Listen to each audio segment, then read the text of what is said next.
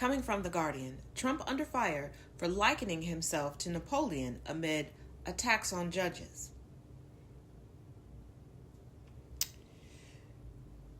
Critics rounded on Donald Trump on Sunday for likening himself to Napoleon in a dictatorial social media post, echoing the French emperor's assertion that he who saves his country does not violate any laws. The post came at the end of another tumultuous week early in Trump's second presidency, during which acolytes questioned the legitimacy of judges making a succession of rulings to stall his administration's aggressive seizure or dismantling of federal institutions and budgets. Well, given that they're having to walk back quite a few firings, and this is precisely why checks and balances exist, or at least fully used to exist. His defiance of some of those orders, including one ordering a restoration of funding to bodies such as the National Institutes of Health, has led to several of the president's opponents declaring a constitutional crisis. He is the most lawless president in U.S. history, Robert Reich, a former U.S. Secretary of Labor, wrote on Wednesday in The Guardian. Well, he's not wrong. This is bonkers. Our system of government is up to the courts to determine whether the president is using his power legitimately, not the president. Abso-freaking-lutely. And for those of y'all going, the president can fire whoever he wants, you need to read the Constitution. No, you need to read the Constitution. And stop thinking that the president of the United States has all this all-encompassing power where he can just bippity-boppity boop anything into existence that he wants. And you all need to actually read the Constitution. Trump laid out his position in the tweet posted on Saturday afternoon after a round of golf at his Florida resort. Bruv, you haven't been in office all that long, and you're already golfing? You already need a vacation? Now, where's everybody that claimed that Biden and Obama took way too much time off?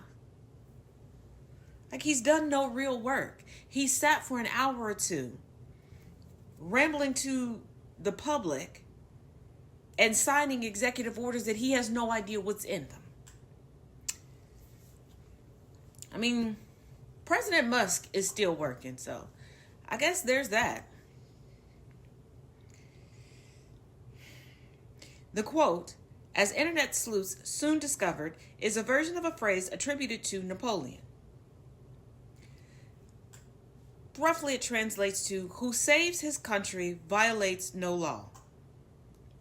Another version appeared in the 1970 movie Waterloo. More likely that's where Trump heard it from. Pretty sure that's where he heard it from. Because if you put it in a movie or a TV show and attach some ratings to it, he's all over it. Okay. Starring Rod Steiger as a director who rode rawhide over the French Constitution to declare himself emperor and pursue world domination before his comeuppance at the pivotal 1815 battle from which the film's title is derived. Senior Democrats led the criticism of Trump. The Virginia U.S. Senator Tim Kaine, Hillary Clinton's running mate in the 2016 presidential election that Trump won, told Fox News Sunday that occupation of the White House was not a mandate to ignore the courts. Absolutely. And before Trump sycophants go, but he won by majority vote. Approximately 63% of registered voters, that's not of the population, of registered voters voted this presidential election. And Trump barely skimmed past with a point for his victory. That does not make a The president has authority, but the president also has to follow the law, he said. There's this law that, the Impoundment Act, that says once Congress has appropriated dollars for a particular purpose, the president is not allowed to say, yeah, I don't like that. I'm going to spend this money, but not that money. That's why, so far, there's a whole lot of lawsuits that have been successful. They'll go through appeals court, but a lot of the president's extreme executive actions that hurt folks are going to be challenged in the courts right now.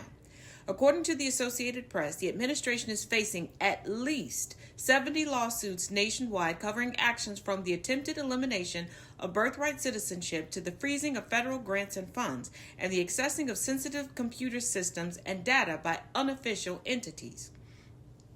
Trump's wrecking ball approach since his January 20th inauguration continued this week with deeper infiltration by Elon Musk's so-called Department of Government Efficiency, DOGE, into federal institutions and the latest firings of vast numbers of employees, and then having to try to track down and call those employees to try to rehire them. But they're like, find me if you can. On Sunday, Bloomberg reported a wave of new dismissals at health department agencies, including the Centers for Medicare and Medicaid Services and Centers for Disease Control and Prevention. He doesn't want anyone to fact check him like he did before. That's why he's strong-arming and forcing people to now lie about COVID and about other things. This is dangerous. This is going to take multiple generations to recover from. But this is what you wanted, right? Here's to hoping you survive it all. Literally. Other agencies where the workforce has or will be slashed include the Homeland Security Department, the Food and Drug Administration, U.S. Forest Service and National Park Service, the U.S. Agency for International Development, USAID, and the Department of Education. Critics believe that a hollowing out of many essential taxpayer-funded services, especially in healthcare, support for veterans, and military and defense expenditure will come with a lucrative corresponding financial windfall for private companies, including those owned by Musk. Who's going to pay for this stuff? People are not being paid livable wages. Everything is astronomical. Even just the bare essentials. Who are you going to pull this money from? Musk, the world's richest man, and Trump acolyte, who has been awarded the status of special government employee, has called on the administration to delete entire agencies, which it could not legally do without the sanction of Congress that created them. I don't like the fact that Donald Trump is shutting the government down as we speak, Kane told Fox. And I don't understand how so many people are supporting it. The same people who were up in arms, rightfully so, as multiple times Johnson and the MAGA idiots got us so close to a government shutdown. Now, Trump is like, I'll shut it down permanently. And there are people that are like, yeah, that's what I want, yeah.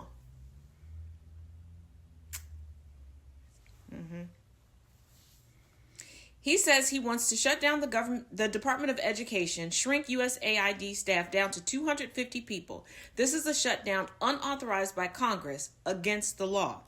My outrage is about who they're hurting. I don't like unelected officials, those Doge guys, posting classified information on their website.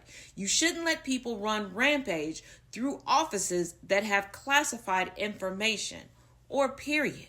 A lot of y'all won't even let your significant other see your phone, but you're okay with all of this information just sprinkled on the forever web.